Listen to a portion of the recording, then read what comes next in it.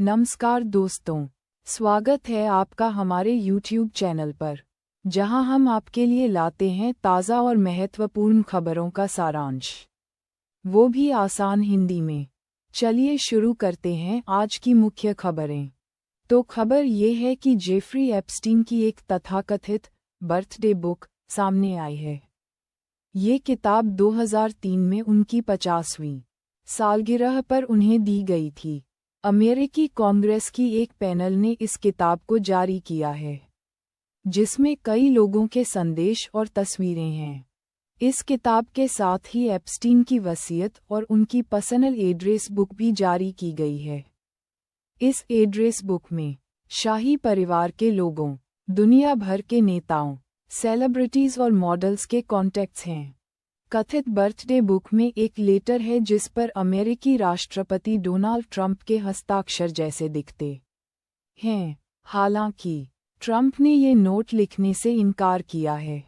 ये सारे दस्तावेज हाउस ओवरसाइट कमेटी ने जारी किए हैं, जिन्होंने एप्स्टीन की संपत्ति के प्रशासकों को कानूनी समन भेजा था। ये सब इसलिए हो रहा है क्योंकि एप्स्टीन फाइल्स को पूरी तरह से जारी करने की मांग बढ़ रही है। बताया जा रहा है कि ट्रंप का नाम भी एप्स्टीन से जुड़ी जांच में सामने आया है। ट्रंप और एप्स्टीन 1990 के दशक में दोस्त थे। तो यूक्रेन से एक बहुत ही दुखद खबर आ रही है। पूर्वी यूक्रेन के एक गांव यारोवा में रूसी हवाई हमले में 24 लोगों की मौत हो गई है और 19 घायल बताए जा रहे हैं। जानकारी के अनुसार ये लोग अपनी पेंशन लेने के लिए कतार में खड़े थे।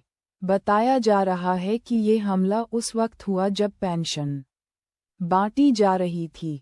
डोनेट्स्क के क्षेत्रीय नेता ने घटनास्थल से एक तस्वीर भी शेयर की है, जिसमें डाक सेवा का वाहन बुरी तरह क्षतिग्रस्त दिख रहा है। राष्ट्रपति ज़ेलेंस्की ने इस हमले को लेकर कड़ी नाराजगी जताई है और कहा है कि ये आम नागरिकों पर हमला है।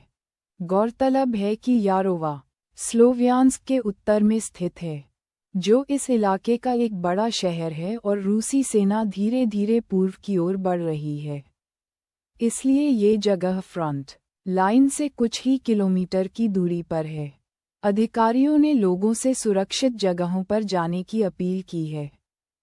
हाल के हफ्तों में यूक्रेनी नागरिकों पर ये सबसे घातक हमलों में से एक माना जा रहा है।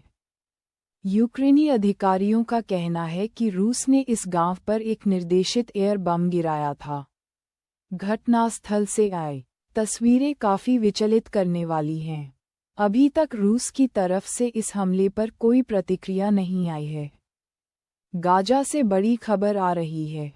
इजरायली सेना ने गाजा सिटी के सारे निवासियों को तुरंत इलाका खाली करने का आदेश दिया है।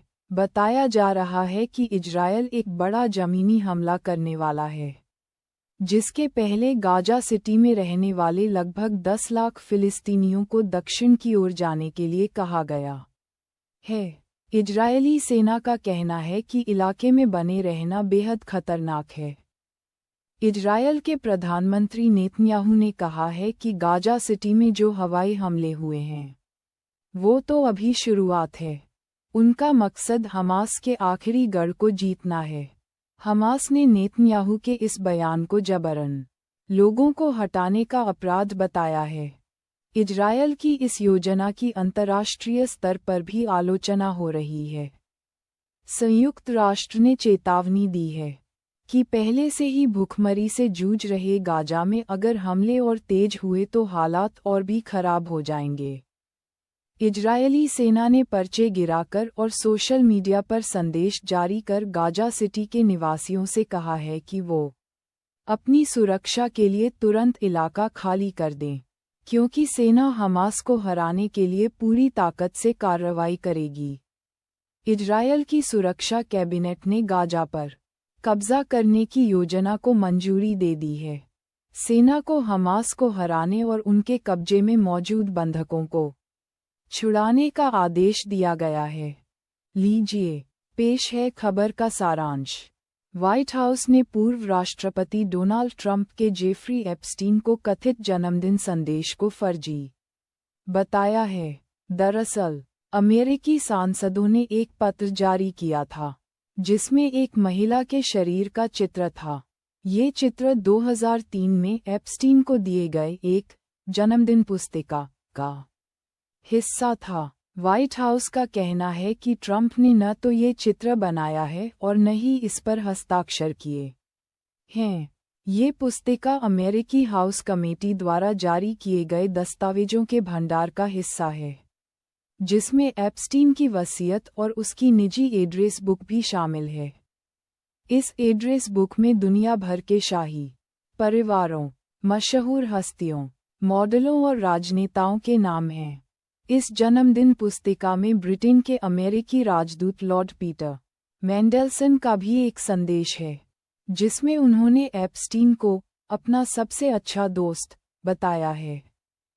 पिछले महीने हाउस ओवरसाइट कमेटी ने एप्स्टीन की संपत्ति के निष्पादकों को जन्मदिन पुस्तिका सहित कई दस्तावेज पेश करने के लिए कानूनी समन जारी किया था।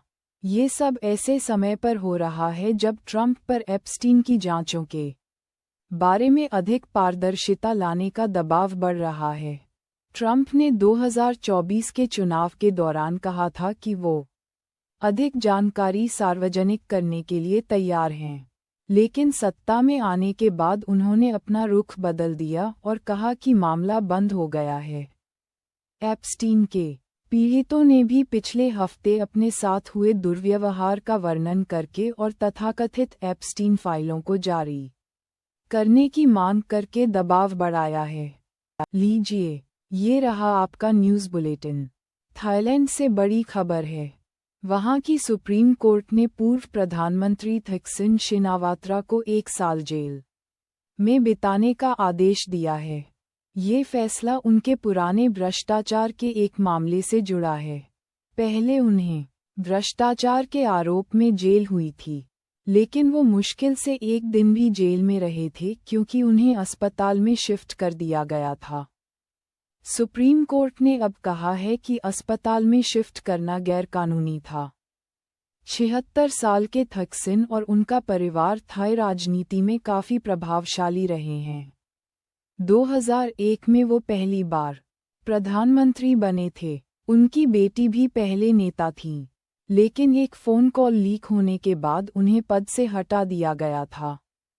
फैसले के बाद थकसिन ने सोशल मीडिया पर कहा कि भले ही उनकी शारीरिक आज़ादी छिन गई हो, लेकिन वो अपने देश और लोगों के लिए सोचते रहेंगे। उन्होंने ये भी कहा कि वो राजशाही थाईलैंड और उसके लोगों की सेवा के लिए हमेशा तत्पर रहेंगे। 2006 में उन्हें सैन्य तख्तापलट के जरिए सत्ता से हटाया गया था और वो सालों तक दुबई में रहे। 2023 में जब वो थाईलैंड लौटे, तो उन पर मुकदमा चला और उन्हें दोषी पाया गया। उन्हें 8 साल की जेल हुई, लेकिन वो कुछ ही घंटों में दिल की बीमारी का बहाना करके अस्पताल चले गए। बाद में राजा ने उनकी सज़ा को कम करके 1 साल कर दिया था। अब कोर्ट ने कहा है कि थकसिन को पता था कि उनकी हालत गंभीर नहीं थी। अगर आपको यह वीडियो पसंद आए तो लाइक और सब्सक्राइब करना न भूलें। धन्यवाद।